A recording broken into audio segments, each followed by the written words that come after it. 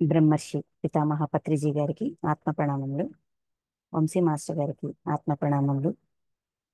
గీతాచార్యులైన శ్రీకృష్ణ పరమాత్మకి, అర్జునులకి, వేద వ్యాస భగవాన్ల వారికి, విఘ్నేశ్వర్ల వారికి, గీతామాతకు అనంత కోటి ఆత్మ ప్రణామములు, కృతజ్ఞతలు. గీతను ఉద్ధరించిన మహానుభావులందరికీ హృదయపూర్వక పాదాభివందనాలు.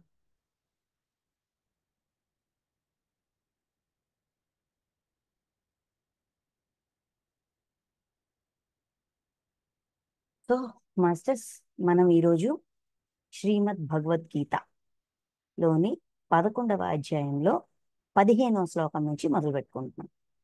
అర్జునుల వారు భగవానుడి యొక్క విభూతులన్నింటి గురించి అడిగి అవి విన్నాక, నాకు అర్హత ఉంటే, నాకు అర్హత ఉందని మీకు అనిపిస్తే, నాకు మీ విశ్వరూపాన్ని చూడాలనుంది, దయచేసి చూపించండి అని అర్జునుడు వినయంతో విన్నవించుకుంటారు.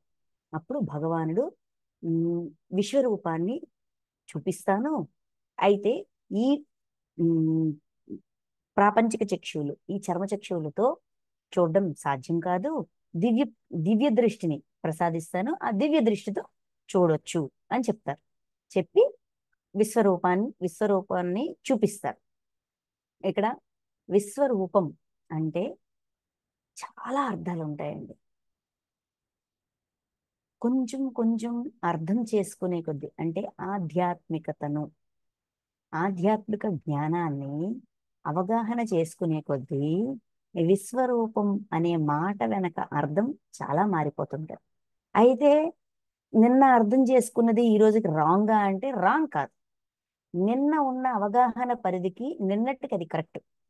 ఈ రోజు ఉన్న అవగాహన పరిధికి ఈరోజు నాకేమనిపిస్తుందో అది కరెక్ట్. అలా అంటే అవగాహన, అర్థం చేసుకోవడం, ఉన్నది ఉన్నట్టుగా అర్థం చేసుకోవడానికి ఒక్కొక్క మెట్టు, ఒక్కొక్క స్టెప్, ఒక్కొక్క రుజువు, ఒక్కొక్క సాక్ష్యం దొరికే కొద్దీ మనకి కూడా మనం ఏర్పరచుకున్న ఈ అభిప్రాయాల్ని కొంచెం కొంచెంగా మనం ఏర్పరచుకున్న అడ్డుగోడలని, ఆలోచనల్లో కావచ్చు, మన సమాజంకి సంబంధించి కావచ్చు, మన అర్థం చేసుకునే తత్వానికి సంబంధించి కావచ్చు, అడ్డుగోడల్ని ఒకటి ఒకటి ఒకటి అలాగా తీసే కొద్దీ అవగాహన పరిధి పెరుగుతుంది. పెరిగే కొద్దీ అసలు అర్థం మారిపోతూ ఉంటుంది. అంటే మనకు అర్థమయ్యేది మారిపోతుంటది.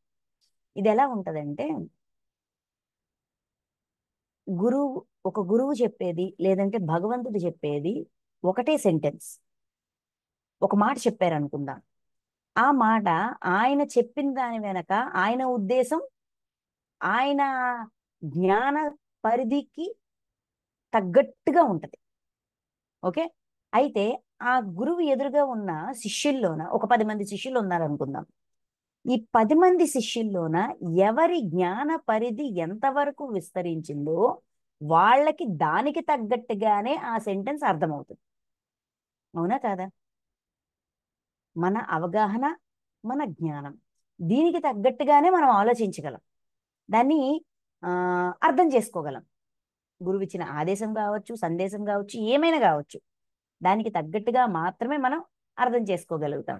అంతేగాని ఆ ఆ వాళ్ళ మైండ్ సెట్, ఇంకా ఇంకా ఈజీగా చెప్పాలంటే, వాళ్ళ మైండ్ సెట్కి తగ్గట్టుగా మనం అర్థం చేసుకోవాలంటే మన జ్ఞాన పరిధి ఆ లెవెల్కి రైజ్ అయ్యి ఉండాలి. అప్పుడు వాళ్ళు ఏ ఉద్దేశంతో ఆ మాట చెప్పారో ఆ మాట వెనుక ఉన్న ఆంతర్యం ఏంటో ఉన్నది ఉన్నట్టుగా అర్థమవుతుంది. ఓకే. ఇక్కడ కూడా ఈ విశ్వరూప సందర్శనం, విశ్వం యొక్క రూపాన్ని సందర్శించడం, భగవానుడు సృష్టికర్త అయిన ఆ విశ్వం యొక్క రూపాన్ని సందర్శించడం. ఓకే. పాయింట్ అయితే అది. కానీ మనం ఎంతవరకు తీసుకుంటామో మనకి ఆ విధంగానే అర్థమవుతుంది. ఇక్కడ ముందు 4 శ్లోకాల్లోన సంజయుడు తనకేమి కనిపించిందో తను చెప్పారు. ఉదరములు, ముఖములు, ఇలా అలా అని. అంటే సంజయుడు విశ్వరూపాన్ని ఏ విధంగా అర్థం చేసుకున్నారో, ఊహించుకున్నారో, లేకపోతే తెలుసుకున్నారో, ఆల్రెడీ ఆయన కున్న జ్ఞాన పరిధికి తగ్గట్టుగా ఆయన దాన్ని చూస్తున్నారు. ఇప్పుడు అర్జునుడు అంటే అందరూ కూడా రూపాన్ని చూస్తున్నారు. ఇది అసలు పాయింట్. అయితే ఆ 31వ శ్లోకం వరకు, 15వ శ్లోకం నుంచి 31వ శ్లోకం వరకు అర్జునుడు తన భావనలన్నిటినీ వ్యక్తపరుస్తారు. వ్యక్తపరిచాక ఒక మాట అంటారు, అసలు మీరెవరు? ఈ రౌద్ర రూపం ఏంటి? ఈ ఈ ఈ నాశకర, ఈ భయంకరమైన రూపాన్ని నేను తెలుసుకోలేకపోతున్నాను. మిమ్మల్ని పూర్తిగా, ఇంకా పూర్తిగా తెలుసుకోవాలనుకుంటున్నాను. అసలు మీరెవరు నాకు తెలియజేయండి. ఈ భయంకర రూపాన్ని ఉపసంహరించండి అని అడుగుతారు. అప్పుడు భగవానుడు చెప్తారు, నేను మహాకాలుడను, మహాకాలుడను అని చెప్తారు. అంటే ఏంటి అర్థం? కాలానికి అతీతంగా ఉన్న మహాకాలం, కాలాన్ని, కాలస్వరూపం. కాలంలోనే ఎప్పుడూ ఏది ఒకటిగా ఉండదు, మారిపోతూ ఉంటుంది, మారిపోతూ ఉంటుంది. అంటే కాలంలో చూస్తున్నారు, ఆకారాన్ని చూస్తున్నారు, రూపాన్ని చూస్తున్నారు. కాలం దాటి కాలాతీతంలోన చూసే ప్రయత్నం చేస్తే అర్థమవుతుంది, లేదంటే భయం వస్తుంది. మన అవగాహనకి అర్థం కానిది, ఆ మన అండర్స్టాండింగ్ లెవెల్స్కి దాటి ఉన్నది విన్నా, చూసినా మనకేమనిపిస్తుంది? ఒళ్ళు గగురు పుడుస్తుంది. ఇక్కడ భయము అంటే ఒక రకమైన మ్, తెలియని తెలియని విషయాన్ని, ఆ ఒక విషయాన్ని మనం ఒకలాగా ఊహించుకుంటాం. ప్రతిదానికి మనకి ఊహ అనేది మనకు ఒకటి ఉంది, విజువలైజేషన్. ప్రతి విషయాన్ని ఒక రకంగా ఊహించుకుంటాం, ఒక రకంగా విజువలైజ్ చేసుకుంటాం. దానికి అలా, అది అలా కాకుండా ఇంకా దానికి తగ్గట్టుగా కాకుండా వ్యతిరేకంగాను, ఇంకో రకంగాను, ఇంకో రకంగానూ ఉంటే ఇదేంటిది ఇలా ఉంది, ఇలా కాదు కదా, అది కాదు కదా అని మనం అంగీకరించలేకపోతాం. ఒక సందిగ్ధం వచ్చేస్తుంది. ఆ సందిగ్ధంలోన ఒక గగురుపాటు వస్తుంది. అలాంటి మైండ్ సెట్, అలాంటి స్టేట్ ఆఫ్ మైండ్ లోన అర్జునుడు ఉంటారు. అప్పుడు అంటారు, నేను మహాకాలుడిని, ఈ లోకాలన్నింటినీ ఆ నాశనం చేయడానికి వచ్చిన మహాకాలుడిని. ఈ ఈ ఈ ఎవరు, ఈ ధృతరాష్ట్రపుత్రులు, వీళ్ళందరూ కూడా నాచే ఆల్రెడీ చంపబడ్డారు. వాళ్ళ మరణం ఆల్రెడీ డిసైడ్ అయిపోయింది. కాబట్టి ఎవరు గెలుస్తారు, ఎవరు ఓడిపోతారు అనే క్వశ్చనే లేదు. విజయం ప్రాప్తిస్తుంది. కాబట్టి యుద్ధం చెయ్యి అని చెప్తారు. అంటే ఏంటి దాని అర్థము? కాలాతీతం అంటే రూపాన్ని దాటి, ఆకారాన్ని దాటి, కాలాన్ని దాటి అర్థం చేసుకోగలిగితే విశ్వరూపం అర్థమవుతుంది. ఓవరాల్ గా విశ్వరూపం అంటే ఏకత్వం. ఈ విశ్వరూపాన్ని ఇంకా లోతుగా అర్థం చేసుకోవాలంటే, ఇంకా తెలుసుకోవాలంటే రాధాకృష్ణులోన కృష్ణుడు చూపిస్తారు. ఏంటంటే అందరిలోనూ కృష్ణుడు అక్కడ ఉన్న ప్రతి ఒక్కరిలోనూ తనను తాను చూసుకుంటూ ఉంటారు.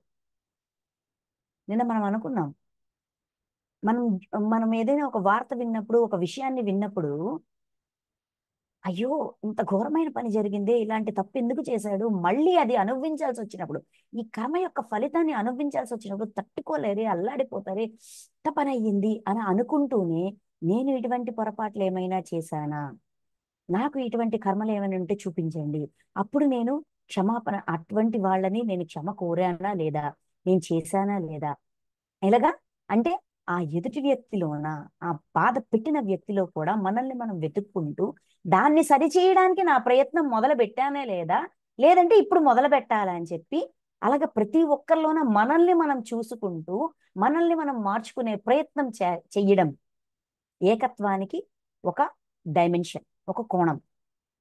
అలాగా ప్రతి ఒక్కరిలోన, విశ్వంలో ఉన్న ప్రతి ఒక్కరిలోన తనని తాను చూసుకుంటూ, ఈ విశ్వమంతా నిండి ఉండడము అంటే ఆకారంలోనూ, అంటే శరీరము, చైతన్యము, ఇవన్నీ అక్కడి నుంచి వచ్చినవే.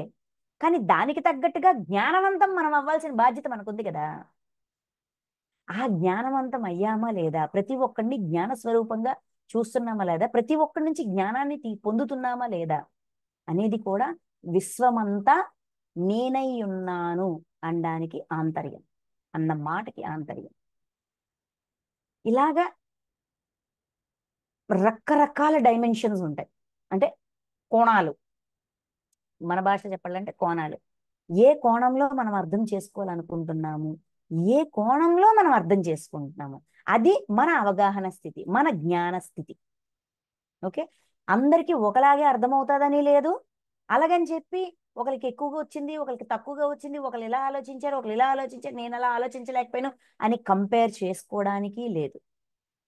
ఒక్కొక్కరు ఒక్కొక్క మెట్టు అంతే, అంతకు మించి ఏం లేదు. ఇక్కడ కంపారిజనే లేదు. అదే ఏకత్వం. Okay, it's okay. ఓకే, ఒక ఒక ఒక విషయం ఇంకొంచెం లోతుగా అర్థమైంది. Very good. నేను దృష్టి పెడితే నాకు అర్థమవుతుంది. అంటే ఇక్కడ మనం ఏం నేర్చుకోవాలి? అసూయ పడటం కాదు, ఎదుటి వ్యక్తి యొక్క ఎదుగుదలని చూసి నేను ఇంకొంచెం దృష్టి పెట్టి నేను కూడా నేర్చుకోవాలి అని దాన్ని ఒక ప్రోత్సాహంగా తీసుకోగలగడం. అలాగా ఆధ్యాత్మికతలోన ముందుకు ఎదగాలి అంటే ప్రతి ఒక్కరిని కూడా టీచర్గా, గురుర్ బ్రహ్మ, గురుర్ విష్ణు, గురుర్ దేవో మహేశ్వర, గురు సాక్షాత్ పరబ్రహ్మ తస్మై శ్రీ గురవే నమః. అంటే ప్రతి ఒక్కరిని కూడా గురువుగా భావించగలగడం ఏకత్వం. అది నేర్పిస్తుంది భగవద్గీత. అందుకు మనం నేర్చుకుంటున్నాం.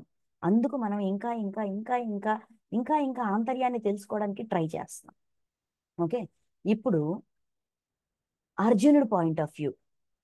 అర్జునుడికి విశ్వరూప సందర్శనం, దర్శనం, దర్శనం, రూపం యొక్క దర్శనం జరిగింది. దాన్ని ఆయన ఏ విధంగా మనకి వివరిస్తున్నారు? ఓకే, తెలుసుకుందాం. 15వ శ్లోకం. 15వ శ్లోకం. అర్జునుడు పలికెను, ఓ దేవాది దేవా, నీ విరాట్ రూపమునందు సకల దేవతలను, నానావిధ ప్రాణికోటిని, కమలాసుడనైన బ్రహ్మను, మహాదేవుడైన శంకరుని, సమస్త ఋషులను, దివ్య సర్పములను చూచుచున్నాను. నీ రూపముల, నీ విరాట్ రూపమునందు అంటే పెద్ద రూపం, విరాట్ రూపం, చాలా పెద్ద రూపం. నీ రూపంలోనే వీళ్ళందరూ నాకు కనిపిస్తున్నారు. అంటే అర్జునుడు ఆ విశ్వ రూపాన్ని, విశ్వరూప సందర్శనాన్ని ఈ విధంగా పిక్చరైజ్ చేసుకున్నారు. విరాట్ రూపమునందు సకల దేవతలను, నానావిధ ప్రాణికోటిని, అన్ని రకాల ప్రాణుల్ని, రకరకాల ప్రాణుల్ని, కమలాసనుడైన బ్రహ్మను, బ్రహ్మదేవుణ్ణి, మహాదేవుడైన శంకరుణ్ణి, సప్త ఋషులను, దివ్య సర్పములను, వీటన్నిటినీ చూస్తున్నాను. ఇక్కడ విశ్వం యొక్క రూపం మనకి యూనివర్స్కి సంబంధించిన పిక్చర్స్, వీడియోస్ ఉన్నాయి. అది విశ్వం యొక్క రూపమే, ఇది విశ్వం యొక్క రూపమే. అన్ని అంటే ఎవరికి ఏది కరెక్ట్ అనిపిస్తుందో వాళ్ళు దాన్ని పట్టుకుంటారు. ఓకే, అది దాటడానికి మెల్లమెల్లగా ప్రయత్నం చేస్తాం.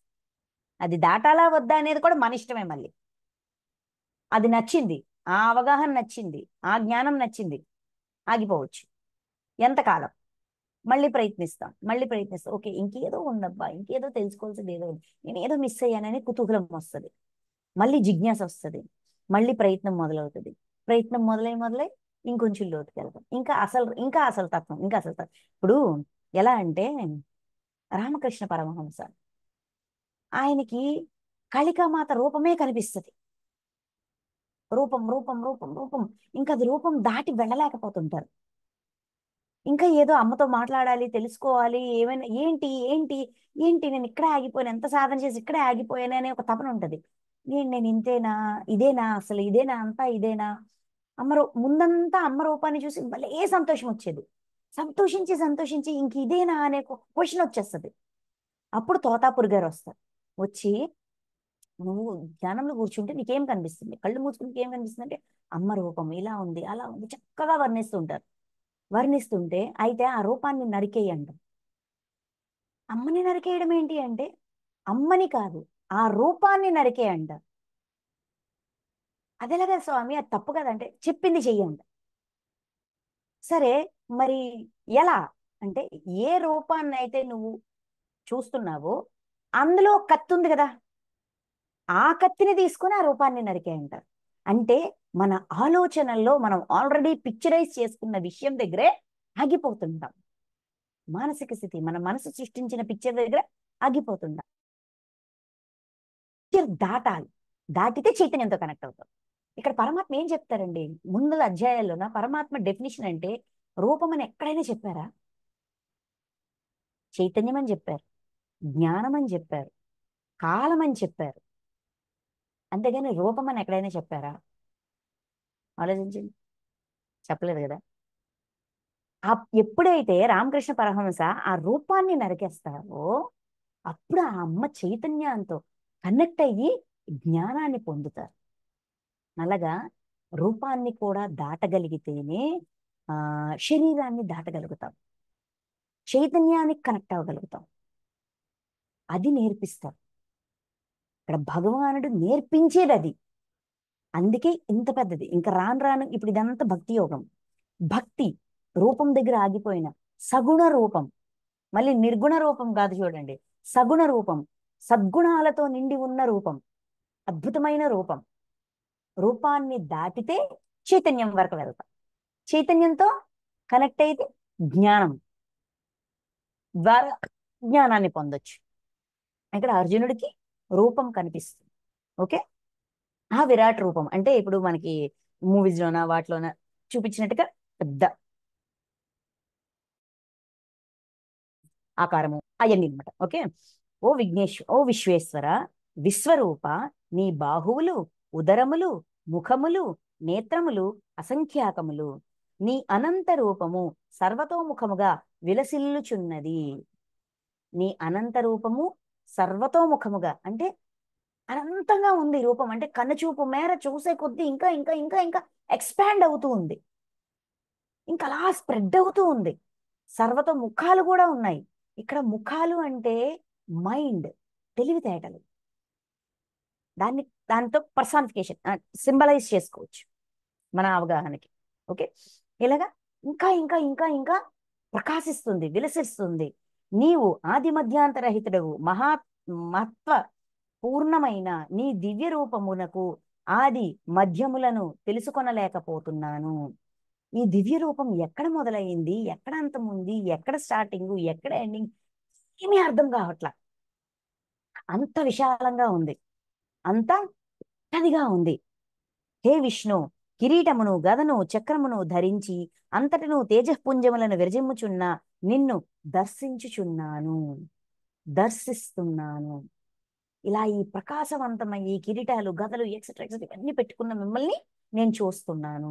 అంటే అర్జునుడు తనకి ఏది విశ్వరూపం అనిపించిందో దాన్నే దర్శిస్తున్నాడు. ప్రజ్వలితాగ్ని వలెను, జ్యోతిర్మయుడైన సూర్యుని వలెను వెలుగొందుచున్న నీ అప్రమేయ రూపమును దుర్నిరీక్షమయ్యున్నది. ప్రజ్వలిత అగ్ని వలెను అంటే అగ్ని ప్రజ్వలిస్తూ ఉంటే అది ఎలా ఉంటదండి, ఒక కాంతి, ఒక డిఫరెంట్ కాంతి, అలా చక్ చక్ చక్ అన్నట్టుగా. అలాంటిది అంటే ఏంటి, దివ్యత్వంతో పొంగిపోతూ ఉంది, నిండి పొంగి పొర్లుతూ ఉంది. జ్యోతిర్మయం, జ్ఞానంతో నిండి ఉంది. సూర్యుని వలె వెలుగొందుచున్న నీ అప్రమేయ రూపమును, సూర్యునిలాగా వెలుగొందుచుంది. సూర్యుని ప్రకాశం ఎలా ఉంటుందో అంతా ఇంకా అంతకన్నా ప్రకాశిస్తూ ఉంది. అప్రమేయ రూపము అంటే చాలా డిఫరెంట్ గా ఉంది, దుర్నిరీక్షమై ఉంది. వెయిట్ చేయలేకపోతున్నాను, ఇంకా ఇంకా అంటే ఇంకా నా ఎక్స్పాండ్ నా చూపు, చూసే పరిధిని కూడా ఎక్స్పాండ్ చేసుకొని చూడాల్సి వస్తుంది. పరమ అక్షర స్వరూపుడవైన పరబ్రహ్మ పరమాత్మవు నీవే. అక్షర స్వరూపం అంటే క్షరము కానిది, నాశనం లేని స్వరూపము నీవే. పరబ్రహ్మవు నీవే అంటే బ్రహ్మాండమంతా నిండి ఉన్నావు కనుక అందరికీ నీ తెలుసుకునదగిన వాడవు నువ్వే. అందరూ దేని గురించి అయితే ఏదో తెలుసుకోవాలి, ఏదో తెలుసుకోవాలనుకున్నారు. అసలు తెలుసుకోవలసింది ఆ భగవానుడి గురించి, ఆ పరమాత్మ గురించి. తెలుసుకోదగిన వాడవు నువ్వే అంటే నేర్చుకోవాల్సిన నాలెడ్జ్. ఈ జగత్తునకు నీవే పరమాశ్రయుడవు. జగత్తంతా ఎవరినైనా ఆశ్రయించాలి, ఆశ్రయం పొందాలి, ఎవరి దగ్గరైనా ఆశ్రయం పొందాలి అంటే నీ దగ్గరే పొందాలి. ఎందుకంటే అందరికీ ఆశ్రయాన్ని ఇస్తున్నారు. సనాతన ధర్మ రక్షకుడు అంటే సనాతనం నుంచి ఏనాటి నుంచో ధర్మాన్ని ఆచరిస్తూ ఆచరిస్తూ ధర్మానికి ప్రతిరూపంగా మారారు. నీవు అవ్యయుడవు, సనాతన పురుషుడవు అని నా విశ్వాసము. సనాతన పురుషుడవని విశ్వాసం అంటే ఏనాటి నుంచో ఉంది మీ ఆత్మ, ఇంత పూర్ణత్వాన్ని సంతరించుకుంది, ఇంత జ్ఞానాన్ని మార్చుకుంది, ధర్మబద్ధంగా పూర్తిగా ధర్మానికి ప్రతిరూపంగా మారిపోయారు. నీవు ఆది మధ్యాంతరహితుడవు, అపరిమిత శక్తిశాలివి, అసంఖ్యాకములైన భుజములు గలవాడవు, సూర్యచంద్రులై నేత్రములు, అగ్నివల నీ ముఖము ప్రజ్వరిల్లుచున్నది, నీ తేజస్సుతో ఈ జగత్తంతయు సంతప్తమనుచుచున్నావు, అట్టి నిన్ను నేను చూచుచున్నాను. ఆది మధ్యము అంతము ఏం లేదు, ఇంకా అలా ఎక్స్పాన్షన్ ఇంకా ఇంకా ఎక్కడ ఆది ఎక్కడ అంతం ఏం తెలియట్లా, అంత పెద్దదిగా ఉంది. ఆది లేదు, మధ్యం లేదు, అంతం లేదు, ఏం లేదు, ఏది ఎక్కడుందో తెలియదు. అపరిమిత శక్తిశాలివి, చాలా శక్తి ఉంది, అసంఖ్యాకములైన భుజములు కలవాడివి, చాలా భుజములు, సామర్థ్యత. సూర్యచంద్రుని నేత్రములు, సూర్యుడు చంద్రుడు నేత్రాల్లాగా కనిపిస్తున్నాయి. అగ్నివల నీ ముఖము ప్రజ్వరిల్లుచున్నది, ప్రకాశిస్తుంది. నీ తేజస్సుతో జగత్తును సంతప్తమొనర్చుచున్నావు. అంటే ఆ ఇక్కడ తేజస్సు అంటే ఎన్లైటన్మెంట్, దివ్య జ్ఞానం. ఈ దివ్య జ్ఞానంతో ప్రజలందరికీ అక్కడ ఏమంటాము, ఉన్న వాళ్ళందరినీ సమభావంతో అందరినీ సమంగా చూడగలగడం. ఇప్పుడు భగవానుడికి దృష్టిలో మనం ఉన్నామా లేదో అని అనుకుంటాం, కానీ భగవానుడి దృష్టిలో అందరూ సమానమే అని తెలుసుకోగలగడం కూడా జ్ఞానమే. తేజస్సుతో, ఎన్లైటన్మెంట్తో అందరినీ సమభావంతో చూడగలుగుతున్నారు, చూస్తున్నారు. అట్టి నిన్ను నేను చూస్తున్నాను, అటువంటి మిమ్మల్ని నేను చూస్తున్నాను. ఓ మహాత్మా, దివి నుండి బివు వరకు గల అంతరిక్షమునందంతటిను అన్ని దిశలను నీవే పరిపూర్ణుడవై ఉన్నావు. దివి నుండి భూమి వరకు, ఆకాశం నుంచి భూమి వరకు మొత్తం నిండిపోయి, అంతరిక్షం అంతా నిండిపోయి మీరే ఉన్నారు. అద్భుతమైన నీ భయంకర రూపమును చూచి ముల్లోకములను గడగడలాడుచున్నవి. ఈ రూపాన్ని చూసి ముల్లోకాలు వణికిపోతున్నాయి, గడగడలాడిపోతున్నాయి అని అర్జునుడు చెప్తున్నారు. చెప్తూ ఇదిగో ఆ దేవతలెల్లరూ నీలో ప్రవేశించుచున్నారు. దేవతలందరూ నీలో ప్రవేశించేస్తున్నారు. ఇప్పుడు మనం అనుకున్నాం కదా, మోక్షం అంటే ఏంటి? భగవంతుడిలోకి వెళ్ళిపోవడం, లయమైపోవడం. ఇది మన మైండ్ సెట్, మన ఆలోచన విధానం అదే కదా, మనకి ఇప్పటి వరకు తెలిసింది అదే కదా. అంతేగాని ఆ పూర్ణాత్మ స్థితికి మనం ఎదగాలి అనేది ఇప్పుడు కదా మనం తెలుసుకుంటున్నాము. అర్జున్ ఏమన్నారు? దేవతలందరూ మీలో లయమైపోతున్నారు అంటే వాళ్ళు మోక్షాన్ని పొందేశారు, మీ స్థితికి చేరిపోయారు. కొందరు భయపడిన వారే అంజలి ఘటించి నీ నామ గుణములను కీర్తించుచున్నారు. కొందరు ఏ స్టేజ్ లో ఉన్నారంట? కీర్తన, పొగడ్డం, మెచ్చుకోవడం, నామాన్ని గుణాన్ని, ఓహో మీరంతటి వాళ్ళు, ఓహో మీరెంతటి వాళ్ళు అని చెప్పి మెచ్చుకుంటున్నారు, కీర్తనలు చేస్తున్నారు. మహర్షులు సిద్ధులు స్వస్తి వచనములతోడను ఉత్తమోత్తమ స్తోత్రములతోడను నిన్ను ప్రస్తుతించుచున్నారు. మహర్షులు, సిద్ధులు అంటే సిద్ధులను సంపాదించిన వాళ్ళు, సాధనలో ఉన్న మహర్షులు, వీళ్ళందరూ కూడా స్వస్తి వచనములతోడు అంటే స్వస్తి స్వస్తి మీరు ఇలాగా శాంతి శాంతి అంటారు చూసారా, అలాగా భయంకర రూపాన్ని చూసి వీళ్ళకి భయం వచ్చి వీళ్ళు శాంతి శాంతి అన్నట్టుగా ఉత్తమోత్తమ స్తోత్రములతో, ఉత్తమమైన స్తోత్రములతో నిన్ను ప్రస్తుతించుచున్నారు, మెచ్చుకుంటూ ఉన్నారు, ఏంటిది పొగుడుతూ ఉన్నారు. ఏకాదశ రుద్రులను, ద్వాదశ ఆదిత్యులను, అష్టవసువులను, సాధ్యులను, విశ్వే దేవతలను, అశ్విని కుమారులను, మరుద్గణములను, పితరులను, అట్లే గంధర్వ యక్ష రాక్షస అసుర సిద్ధ సముదాయములను సంభ్రమాశ్చర్యములతో నిన్నే దర్శించుచున్నారు. వీళ్ళందరూ కూడా ముందు భగవానుడు అంటారు కదా, వీళ్ళని చూడు, వీళ్ళని చూడు, ఇవి చూడు, ఇవి చూడు, ఇంకా ఇవేవే చూడాలనుకుంటున్నా అన్ని చూడు అంటారు కదా. ఆ ఏకాదశ రుద్రుల్ని వీళ్ళందరినీ చూడు అని అంటారు కదా. అర్జునుడు వీళ్ళందరినీ నేను చూస్తున్నాను, వీళ్ళందరూ కూడా మిమ్మల్ని సంభ్రమాశ్చర్యాలతో చూస్తున్నారు. సంభ్రమము, ఆశ్చర్యం, ఒక పక్క ఆనందము, ఒక పక్క రూపాన్ని చూసి ఆశ్చర్యంతో చూస్తున్నారు. మనకి ఒక మాట అంటారు కదా, ఎలా చూడాలనుకుంటే అలా కనిపిస్తాను, ఎలా అర్థం చేసుకుంటే అలా అవగతమవుతాను అని అంటారు భగవానుడు, గురువులు, భగవానుడు అంతే. అలాగా అర్జునుడు దృష్టిలో విరాట్ స్వరూపము, విశ్వరూపము అంటే ఇది. సో అలానే దర్శనమిస్తున్నారు. అర్థమవుతుందా? నెక్స్ట్, హే మహాబాహో, అసంఖ్యాకములైన వక్త్రములను, నేత్రములను, చేతులను, ఊరువులు, తొడలను, పాదములను, ఉదరములను, కోరలను కలిగిన మిక్కిలి భయంకరమైన నీ రూపమును చూచి అందరూ భయకింపితులగుచున్నారు. నేను కూడా భయముతో ఉనికిపోతున్నాను. అంటే మనం ఆయన ఊహించుకున్న చిత్రం అంత భయంకరంగా, ఇన్ని చేతులు, ఇన్ని కాలు, ఇన్ని తోడలు, ఇన్ని ఇవన్నీ నా ఉదరములు, కోరలు, పళ్ళు అంటే అలా ఆ కనిపిస్తుంది. అందరూ అక్కడ ఉన్న వాళ్ళందరూ కూడా భయపడుతున్నారు. అంతేకాదు నాకు కూడా భయం వేస్తుంది. నెక్స్ట్, ఏలనన హే విష్ణు, ఎందుకంటే విష్ణు నీ రూపము అంతరిక్షమును తాకుచున్నది. అంతరిక్షాన్ని తాకుతుంది. ఇప్పుడు మనకంటే చాలా పెద్దది, చూడాలంటే అలా వెనక్కి వెనక్కి వెనక్కి వెనక్కి వెళ్తామా లేదా? ఎంత వెనక్కి వెళ్ళి మెడ ఇలా ఉంచేసినా కనిపించట్లేదు. ఎలా ఊహించాలో అర్థం కావట్లేదు. ఊహకి కూడా అందట్లేదు. ఊహని దాటి ఇంకా ఇంకా ఉంది. సో ఏం అర్థం కావట్లా. ఎందుకంటే నీ రూపం అంతరిక్షమును తాకుచున్నది. అది అనేక వర్ణములతో దేదీప్యమానమై వెలుగుచున్నది. అనేక వర్ణములతో, రకరకాల కలర్స్ తో వెలిగిపోతూ ఉంది. కాంతులను విరజిమ్ము విశాల నేత్రములతో, విస్తరించిన ముఖములతో అద్భుతముగా ఒప్పుచున్నది. కాంతులు, నేత్రాల నుంచి కాంతులు వస్తున్నాయి అంటే ప్రకాశవంతంగా ఉంది. మూడు రకాల ముఖాలు ఉన్నాయి. ఈ ముఖాలు, ఈ నేత్రాలు ఇవన్నీ కూడా విరజిమ్ముతున్నాయి. అట్టి నీ రూపం చూచి నా మనసు తత్తరపడుచున్నది. ఈ రూపాన్ని చూసి ఒక డిస్టర్బెన్స్ వచ్చింది. అందువలన నా ధైర్యం సడలినది, ధైర్యం తగ్గిపోతుంది, శాంతి దూరమైనది. ఏదో ఒక ఉమ్, కలవరపాటు కలవరపాటు వస్తోంది. ఓ జగన్నివాస, కరాల ద్రంష్టలతో అంటే భయంకరమైన కోరలతో ఒప్పుచున్న నీ ముఖములు ప్రళయాగ్ని జ్వాలల వలె భీతి గొల్పుచున్నాయి. ముఖంలో భయంకరమైన కోరలు ఉన్నాయి. అది భయంకరంగా కనిపిస్తుంది. అందులోంచి అగ్ని వస్తోంది. వాటిని చూచిన నాకు దిక్కు తోచకున్నది, నెమ్మది శూన్యమైనది. ఓ దేవేశ, ప్రసన్నుడు కమ్ము. అది చూస్తుంటే నాకు ఏం తోచట్లా. ఏంటిది ఇదేంటిది?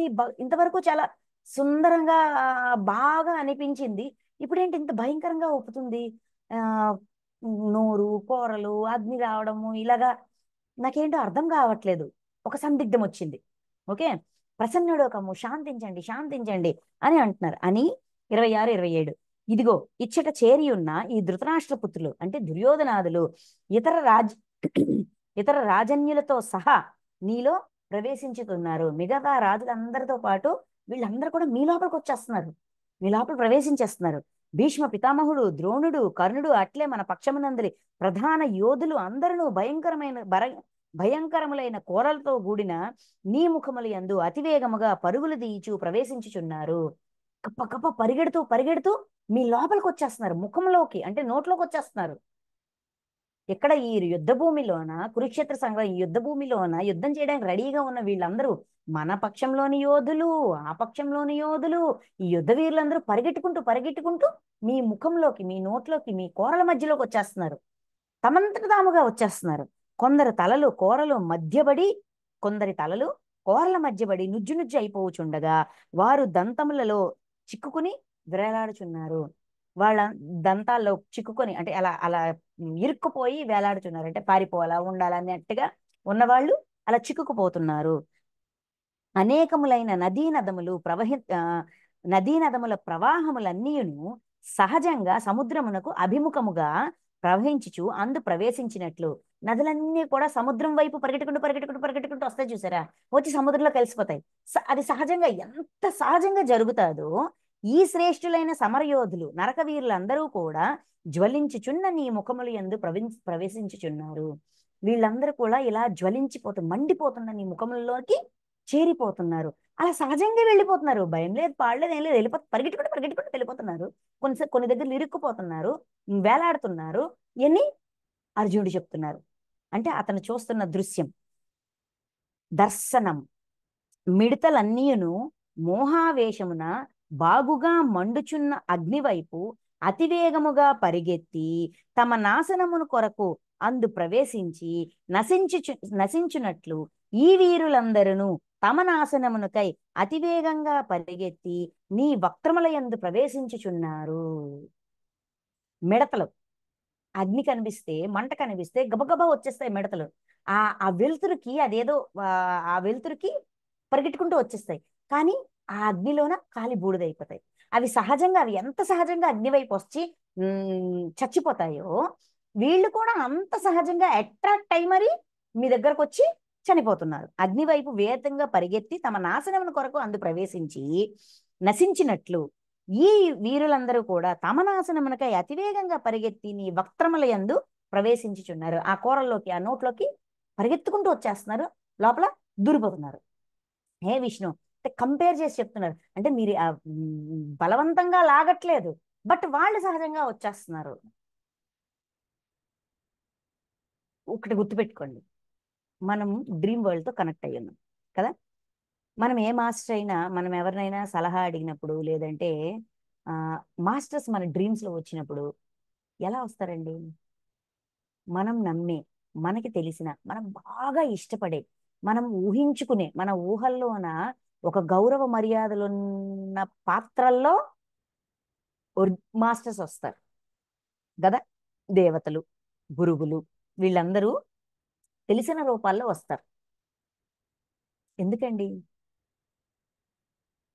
తెలిసిన రూపము, నమ్మకం ఉన్న రూపంలో వస్తే వాళ్ళు చెప్పేది మనం వింటాము, ఆ సలహాని అర్థం చేసుకుంటాము, మన సంశయాన్ని తీర్చుకుంటాము, మన జ్ఞానాన్ని వికసింపజేసుకుంటాము, జ్ఞాన అని ఆ రూపంలో వస్తారు కదా. అంటే మన ఊహల్లోన, మన ఆలోచనల్లోన ఏ రూపానికైతే ఒక విలువ గౌరవం ఉందో, ఏదైతే ఆల్రెడీ ఊహించి పెట్టుకున్నామో ఆ రూపంలోనే వస్తారు. కొంతమంది యాక్టర్స్ అంటే మనకు భలే ఇష్టం ఉంటుంది, కొంతమందికి మాస్టర్స్ యాక్టర్స్ రూపంలోనే వస్తుంటారు. అవునా కదా? అలాగనమాట. అలాగే ఇక్కడ అర్జునుడి యొక్క ఊహలోన, విజువలైజేషన్లోన విశ్వం యొక్క రూపం అంటే ఇది. అందుకనే ఆ రూపంలోనే దర్శనమిచ్చు. అది కానిది ఇంకేది చెప్పినా కూడా అవునా కాదా అని సంశయం వస్తుంది. మనల్ని సందిగ్ధంలోన, సంశయంలోన పెట్టి ఆ మళ్ళీ మనం అవునా కాదా మన సంశయాల్ని తీర్చడానికే మాస్టర్స్ ట్రై చేస్తుంటారు.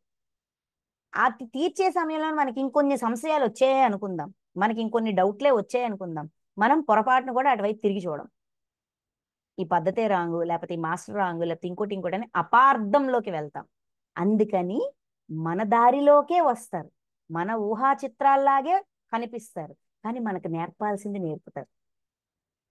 అంటే ఎదుటి వ్యక్తికి, నమ్మిన వ్యక్తికి, గురువుగా భావించిన వ్యక్తికి, శిష్యుడిగా తనని తాను మలుచుకున్న వ్యక్తికి, భక్తుడిగా తనని తాను మలుచుకున్న వ్యక్తికి భగవంతుడు భక్తుడు యొక్క కోరిక మేరకు ఆయన యొక్క మైండ్ సెట్ ప్రకారమే కనిపిస్తారు. అసలు రూపం ఏదైనా కావచ్చు. విశ్వం యొక్క రూపం ఇప్పుడు ఈ కాలిపోవడం, ఈ మండిపోవడం, ఇవన్నీ కూడా మనం గూగుల్లో సెర్చ్ చేస్తే మనకి బ్లాక్ హోలు, తర్వాత బిగ్ బ్యాంగ్, ఆ గోళాలు అవి ఎలా వెళ్ళడం, అందులో ఉన్న ప్రాణులు, ఆ కాంతులు, ఆ వెలుగులు, అవన్నీ మనకు బాగా అర్థమవుతాయి. అది ఒక రూపం. ఇది అర్జునుడు నచ్చిన రూపం, ఊహించుకున్న రూపం. ఇలాగ రకరకాల కోణాలు ఉంటాయి, ఎవరి కోణం వాళ్ళది. ఓకే. ఆ రోజు అక్కడ ఆ దేశ కాలమాన పరిస్థితిలో ఏం జరిగిందో అది ఇక్కడ చెప్తున్నారు. అక్కడ ఉన్నది ఉన్నట్టుగా అర్థం చేసుకోవడం మన మనం తెలుసుకుంటాం. దానికి మించి ఇంకా భగవంతుడి కోణం ఏమై ఉంటుంది అనేది కూడా మనం స్వతహాగా ఇన్వెస్టిగేట్ చేసుకోవచ్చు. ఓకే, ఇది అర్జునుడి యొక్క రూపము, మనోభావన. ఓకే. అదే విధంగా భగవంతుడిది ఏంటి అది తర్వాత చెప్తారు. ఓకే. సో ఇక్కడ మనం ఉన్నది ఉన్నట్టుగా తెలుసుకోవడం, తత్వతః తెలుసుకోవడమే అవసరం. నెక్స్ట్, హే విష్ణు, ప్రజ్వలిచి ప్రజ్వలించుచున్న నీ ముఖములతో సమస్త లోకములను కబళించుచు అన్ని వైపుల నుండి మాటి మాటికి నీ ఆస్వాదించుచు నీ ఉగ్ర తేజస్సులు అంతటను నిండి జగత్తును తపింపజేయుచున్నది. ఈ ఈ ఈ ఉగ్ర రూపము సమస్త లోకాలని కబళించి అంటే లాగేసుకుంటుంది. అన్ని వైపుల నుంచి మాటి మాటికి ఆస్వాదించింది, ఎక్కడెక్కడ ఏమేమి అన్నిలా లాగేసుకున్నట్టున్నట్టుగా దాన్ని ఎంజాయ్ చేస్తూ ఉంది. ఉగ్ర రూపం కూడా ఎంజాయ్ చేస్తుంది.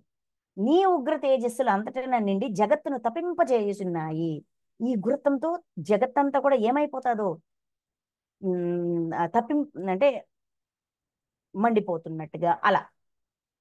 ఓ పరమాత్మ, నీకు నా నమస్కారములు. ప్రసన్నుడవు కమ్ము. ఉగ్ర రూపుడవైన నీవు ఎవరో దయతో నాకు తెలుపుము. ఆది పురుషుడవైన నిన్ను విశదముగా తెలుసుకొనగోరుచున్నాను. ఏలనన నీ ప్రవృత్తిని ఎరుంగలేక ఉన్నాను. ఈ ఉగ్ర రూపం ఏంటి? నాకేం అర్థం కావట్లేదు. అసలు మీరెవరు?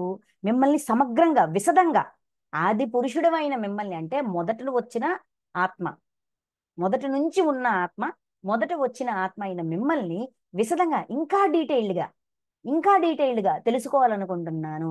దయచేసి తెలియజేయండి, ప్రసన్నుడవకండి అంటే శాంతించండి అని అర్జునుడు రిక్వెస్ట్ చేస్తారు. ఇక్కడ వరకు అర్జునుడి యొక్క మనోభావం. ఆయన ఏం చూస్తున్నారు, ఆయనకి ఎలా కనిపిస్తుందో ఆయన చూసింది చూసినట్టుగా చెప్తున్నారు. రైట్. ఇప్పుడు భగవాను వాచ, భగవాను చెప్తున్నారు చూడండి. శ్రీ భగవానుడు పలికెను, నేను లోకములన్నింటినీ తుదముట్టించుటకై విజృంభించిన మహాకాలుడను. లోకాలన్నింటినీ తుదముట్టించుటకై విజృంభించిన మహాకాలుడను. ఇదండి అసలు లెక్క. మహాకాలం, మహాకాల స్వరూపం. కాలంలో అన్ని మారిపోతూ ఉంటాయి. రూపం ఎక్కడ స్టాండ్ అవుతుంది? రూపాన్ని దాటి, కాలాన్ని దాటి చూడగలిగితే అర్థం చేసుకోవడం. ఇక్కడే చూడండి, లోకాలన్నిటినీ తుదముట్టించుటకై, అంటే తుదముట్టింటే ఆయన సృష్టించిన లోకాలు ఆయన నాశనం చేసేస్తున్నారనా? ఆ స్థితి దాటి నెక్స్ట్ స్థితికి వెళ్తూ దీన్ని విడిచిపెట్టడం. ఇప్పుడు మనం ఉన్నాం, లేదంటే మన తండ్రులు ఉన్నారు, మన ఇంటి పెద్దలు ఉన్నారు. వాళ్ళు ఒక సంస్థను నిర్మిస్తారు, ఒక వ్యాపారం పెడతారు, లేదంటే ఒక దుకాణం పెడతారు, లేదంటే ఒక ఆఫీస్ పెడతారు, ఒక ఫ్యాక్టరీ పెడతారు. ఓకే. ఫ్యాక్టరీ పెట్టి అవన్నీ చేశాక ముందు వాళ్ళకి ఒక ఆలోచన వస్తుంది. ఆ ఆలోచనకి అది కార్యంలోకి, అంటే అది ఫిజికల్గా ఎలా తీసుకురావాలని దానికి ఒక ప్రణాళిక వేసుకుంటారు. ప్రణాళిక వేసుకొని దానికి కావాల్సిన డబ్బు, మనుషులు, మ్యాన్ పవరు, ఫైనాన్షియల్ పవరు, ఆలోచన పవరు, ఇంకేమేమి కావాలో అన్నీ సమకూర్చుకుంటారు. సమకూర్చుకొని దానికి ఒక రూపాన్ని ఇస్తారు కదా. ఆలోచన ఏమైంది? రూపంగా మారింది. బిజినెస్ స్టార్ట్ అవుతుంది, రన్ అవుతుంది. ఆఫీస్ పెట్టారు, ఆఫీస్ రన్ అవుతుంటది.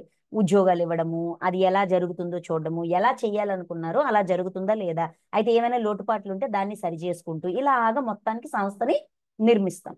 నిర్మించి దాన్ని రన్ చేస్తాం, నడిపిస్తుంటాం. అంతా నడిపిస్తాం. అంతా ఏ ఏ ఉద్దేశంతోనైతే దాన్ని తయారు చేశామో ఆ ఉద్దేశానికి అది రీచ్ అయ్యేంత వరకు కూడా దాన్ని సంరక్షిస్తూ ఉంటాం. ఎక్కడ ఏ లోటుపాట్లు జరగకుండా, ఫైనాన్షియల్ అమౌంట్ సరిపోయిందా, చాలదా, ఇంకొంచెం తెచ్చుకోవడం, మళ్ళీ అది మొదటి నుంచి ఆఖరి వరకు. అంటే ఒక ప్రోడక్ట్ తయారు చేయడమే అనుకుందాం, ఫర్ ఎగ్జాంపుల్ ఒక బట్టల ఫ్యాక్టరీ అనుకుందాం. దారం ఎక్కడి నుంచి తెప్పించుకోవాలి, వర్కర్స్ని ఎక్కడి నుంచి తెప్పించాలి, ఏం తయారు చేయాలి, చీరలు చేయాలా, డ్రెస్సులు తయారు చేయాలా, ఇలాగ డిజైన్ చేసుకుని అవన్నీ తయారయ్యేంత వరకు డిజైనింగ్ చేసి దాన్ని తయారు చేసిన దాన్ని సేల్ చేసి, ఆ సేల్ చేసిన అమౌంట్ తో మళ్ళీ మూడు సరుకు కొనడం. ఇలాగ ఈ సైకిల్ అంతా కంప్లీట్ అయ్యేంత వరకు ఈ మొత్తం పర్యవేక్షణ అనేది చేస్తామా చేయమా? చేస్తాం. ఎన్నాళ్ళు చేస్తాము? సంస్థ పూర్తిగా ఎస్టాబ్లిష్ అయ్యేంత వరకు, పూర్తిగా నిలబడేంత వరకు చేస్తాం.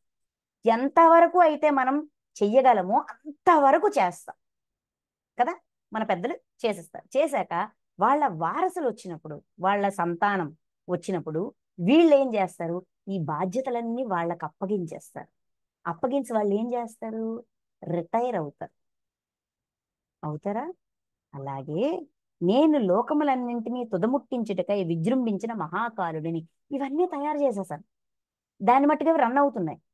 దేని పని అది జరుగుతోంది. అన్ని సహజంగా జరిగిపోతున్నాయి కాలంలో.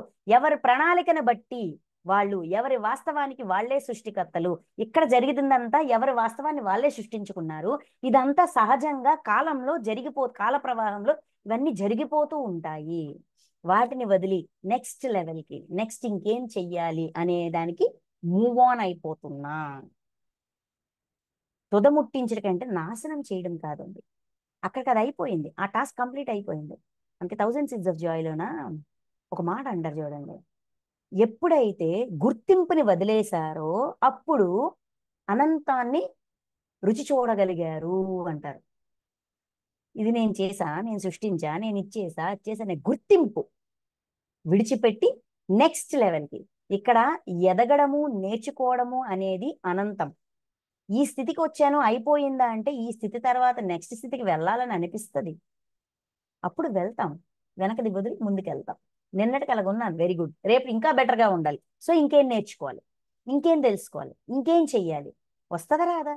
అలాగా మహాకాలం ఇప్పుడు ఈ లోకములను రూపుమాపుటకై పూనుకొని ఉన్నాను. ఇక్కడ ఈ లోకంలో ఏమేం జరుగుతుందో అది సహజంగా జరిగిపోతూ ఉంటది. ఎవరి ప్రణాళిక ప్రకారం అది జరిగిపోతూ ఉంటది. సో ఇదంతా పర్యవేక్షణ అంతా కూడా నాది ఆల్మోస్ట్ కంప్లీటెడ్. కనుక నీవు యుద్ధము చేయకున్నను ప్రతిపక్షమునున్న ఈ వీరులెవరూ మిగలరు. యుద్ధం చేసినా చెయ్యకపోయినా ఈ వీరులెవరూ మిగలరు. అంటే ఇక్కడ ఇదంతా నాశనం చేసేస్తున్నారా? భూమి ఏమైనా నాశనం అయిపోయిందా అండి కురుక్షేత్ర సంగ్రామం తర్వాత? ఇప్పటికీ ఆ ఆ శేషాలు ఎక్కడో వెతికితే ఏంటిది హనుమంతుడి గద అని, లేదా భీముడి యొక్క గద అని, ఇలా గాంధీవం అని, లేకపోతే సముద్రంలోన కృష్ణుడు తాలుగా ద్వారక అని, ఇవన్నీ ఇప్పటికీ మనకు దొరుకుతున్నాయి కదా. నశించిపోయిందా? లేదు కదా. అంటే దీని వెనక ఏదో ఒక ఆంతర్యం ఉంది కదా, లోతైన అర్థం ఉంది కదా, అది చెప్తున్నారు. కనుక నీవు ఇప్పుడు అర్జున్ ఏమంటున్నారు? నేను ఎందుకు యుద్ధం చేయాలి? నేను యుద్ధం చేయను, నా వల్ల వీళ్ళు చనిపోతారు. ఇక్కడ ఉన్న ఈ కోటాను కోట్ల ఈ లక్షల లక్షల ప్రజల యొక్క వాస్తవాన్ని అర్జునుడే సృష్టిస్తున్నట్టుగా అర్జునుడు భ్రమి మోహంలోకి వెళ్ళిపోతారు. భ్రమి తనని తాను భ్రమింప చేసుకుంటారు. అందుకు నువ్వు చంపినా చంపకపోయినా, నువ్వు యుద్ధం చేసినా చేయకపోయినా వీళ్ళెవరు ప్రాణాలతో ఉండరు. ఎందుకంటే వాళ్ళ డిజైనింగ్ అనేది అయిపోయింది. వాళ్ళు ఈ యుద్ధం కారణంగా ఈ యుద్ధంలోనే ప్రాణాలు విడవాలి. వాళ్ళ కర్మ రుణాల్ని, ఇక్కడ వరకు ఉన్న కర్మ రుణాల్ని క్లియర్ చేసుకోవాలి, కట్ చేసుకోవాలి. ఏ సంచి, ఏ కర్మ సంచి అయితే తెచ్చుకున్నారో ఆ సిలబస్ ని ఇక్కడ పూర్తి చెయ్యాలి, కంప్లీట్ చెయ్యాలి. ఈ జన్మని ఈ విధంగా అంతం చేసుకోవాలి, ఎండ్ చెయ్యాలని వాళ్ళు ఆల్రెడీ డిజైన్ చేసుకొని వచ్చారు. కాబట్టి నువ్వు యుద్ధం చేసినా చెయ్యకపోయినా వాళ్ళ అంతం అనేది జరుగుతుంది. కాలం ఎప్పుడు ప్రవహిస్తూ ఉంటది, ఎక్కడ ఎవరి కోసము ఆగదు. అందుకని మహాకాలుడన నేను అని చెప్పారు. చెప్తూ కనుక ఓ సవ్యసాచి లెమ్ము కీర్తిగాంచుము. ఇప్పుడు యుద్ధం చేయడం వల్ల నీకు కీర్తి వస్తుంది, గౌరవం వస్తుంది, మర్యాద వస్తుంది. తీసుకో. ఏ కీర్తి అయితే వస్తుందో అది తీసుకో. అంటే అంతకుముందు ఒక మాట చెప్తారు ఒక అధ్యాయంలోన, అయాచితంగా వచ్చిన ప్రాప్తించిన అయాచితంగా ప్రాప్తించిన లాభాన్ని గాని ప్రాప్తించిన విషయాల పట్ల గ్రాహ్య త్యాజ్య భావములు లేకుండా సమంగా ఉండగలగడం ఒక యోగి యొక్క స్థితి అంటారు. అనుకోకుండా ప్రాప్తించింది, నాకెందుకు వచ్చింది, నేనేం కోరుకోలేదే, నా కుద్రా బాబు దీనివల్ల ఏదో అయిపోతుంది అని భయపడకుండా, బలగుంది బలగుంది అనుకొని రాగం అయిపోకుండా, ద్వేషం అయిపోకుండా సమంగా భావించి, ఓహో ఇప్పుడు నాకు ఇది ప్రాప్తించిందంటే ఇప్పుడు నాకు ఇది అవసరం ఉంటుంది, లేదంటే ఏనాటి కోరికో ఇప్పుడు నెరవేరుంటుంది, ఓకే థ్యాంక్ యూ అని ఒక పాజిటివ్ యాటిట్యూడ్తో స్వీకరించడం. ఉన్నది ఉన్నట్టుగా, అందింది అందినట్టుగా, తెలిసింది తెలిసినట్టుగా, కష్టమైనా సుఖమైనా, మంచైనా చెడైనా, నచ్చిందైనా నచ్చిందైనా స్వీకరించగలగడం యోగి యొక్క లక్షణం. అది ఇక్కడ అర్జునుడికి నేర్పిస్తున్నారు. కీర్తిని గాంచు కనుక సవ్యసాచి లెమ్ము, కీర్తిని గాంచుము, శత్రువులను జయించి సర్వ సంపదలతో తులతూగు రాజ్యమును అనుభవించుము. సర్వ సంపదలతో తులుగుతూగే రాజ్యాన్ని అనుభవించు. వీరందరూ నా చేత మునిపే హతులైన వారు, నీవు నిమిత్త మాత్రుడు కమ్ము. డిజైన్ కంప్లీట్ అయిపోయింది, డిజైనింగ్ అయిపోయింది. టైం లైన్లోన కొంచెం ముందుకెళ్ళి అది చూసి వచ్చారు అర్జునుడు. అది చూశారు, ఫ్యూచర్ చూశారు. మనం ఎలాగైతే డ్రీమ్స్లోన ప్రతి ఒక్కళ్ళ ఫ్యూచర్ని చూస్తుంటాం, మన ఫ్యూచర్ చూసుకుంటాము, మనకు తెలిసిన వాళ్ళ ఫ్యూచర్ యొక్క ఇన్ఫర్మేషన్ కూడా యూనివర్స్ ఇస్తుంది. ఎందుకు ఇస్తుంది? తద్వారా లర్నింగ్. ఇక్కడ కీర్తి ప్రతిష్ట ఒకటైతే పరీక్ష నన్ను దాటి పక్కవాడికి నేను సాయం చేస్తానా చెయ్యి. అయితే ఆ పక్కవాడు మళ్ళీ ఎవడో మనకు తెలియదు, ఇప్పటి వరకు తెలియదు. కానీ వాడికి మనకి ఏదో సంబంధం ఉండుంటది. ఒక పూర్ణాత్మ నుంచి వచ్చిన ఆత్మలు, ఆ ఆత్మల నుంచి వచ్చిన జీవాత్మలు అయి ఉండొచ్చు, ఆత్మ కుటుంబం అవ్వచ్చు, ఆత్మజాతి అవ్వచ్చు, ఏదైనా జరగవచ్చు. లేదంటే వాళ్ళకి మనకి కొన్ని జన్మల కర్మ రుణం ఉండి ఉండొచ్చు, ఏదో ఒకటి ఉండొచ్చు. లేకపోతే వాళ్ళ ఇన్ఫర్మేషన్ మనకి ఇవ్వరు. ఇక్కడ అర్జునుడికి ఫ్యూచర్ ఇన్ఫర్మేషన్ చూపిస్తున్నారు. ఎందుకంటే అర్జునుడు ఒక మాట అంటారు చూడండి, సాంఖ్యయోగంలోన ఎప్పుడైతే కృష్ణుడు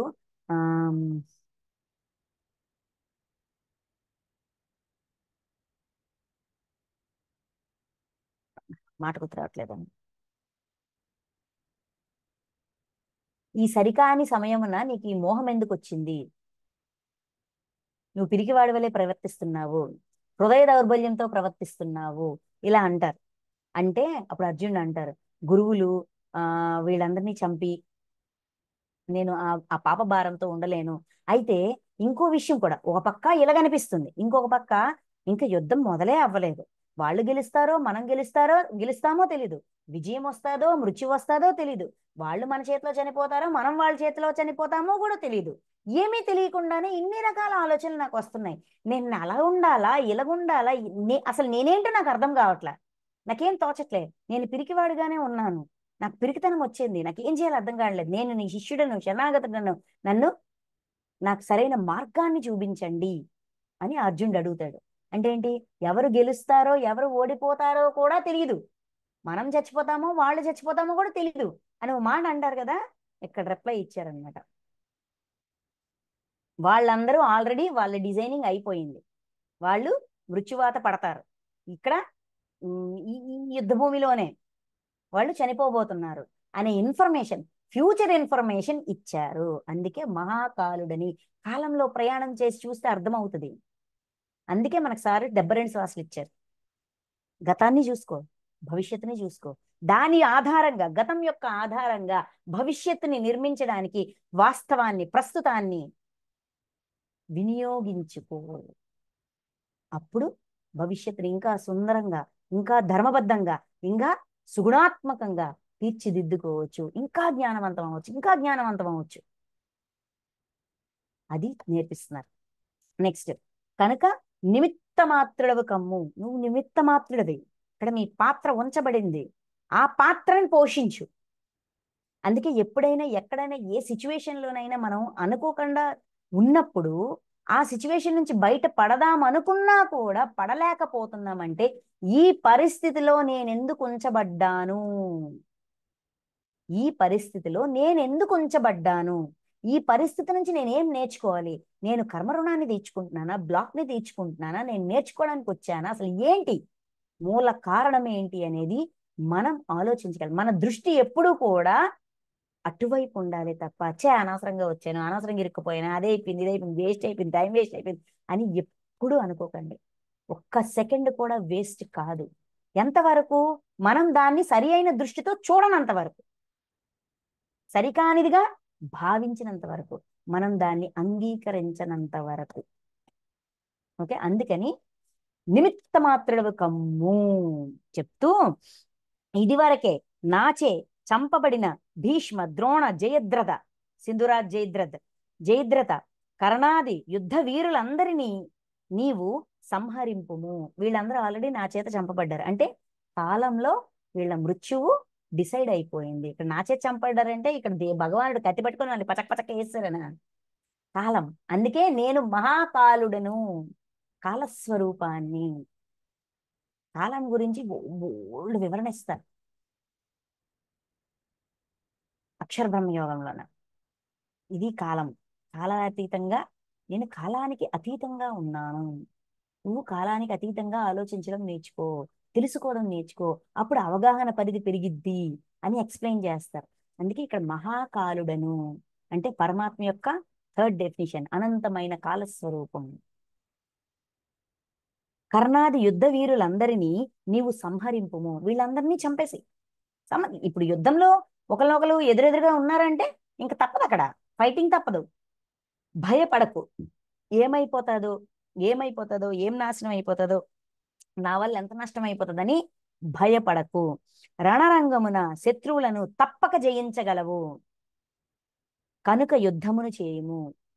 విజయం నిర్ణయించబడింది, విజయాన్ని పొందుతావు. ఇంకోటి చూడండి, గమనిస్తే ఎవరెవరినైతే సంహరించాలో అవన్నీ చూపిస్తారు, కానీ ఇటువైపు జరిగిన నష్టాన్ని చూపించరు. అటువైపు ఈ విజయం వస్తుంది అవన్నీ చెప్తారు.